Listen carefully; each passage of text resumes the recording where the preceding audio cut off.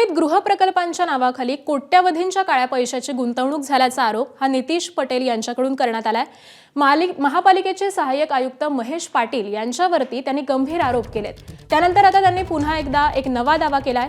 मित्राच्या नावावर असलेली इनोव्हा महेश पाटील यांच्याकडे असल्याचा आरोप निश्चित पटेल यांनी केलाय। तसंच गाड्यांचे पैसे देखील महेश पाटील यांनी दिले नसल्याचा दावा त्यांनी केलाय। एवढंच नाही तर परदेशात गेलेल्या महेश पाटील आणि त्यांच्या कुटुंबियांचं तिकीट काढून दिल्याचा दावा हा देखील निश्चित पटेल यांनी केलाय।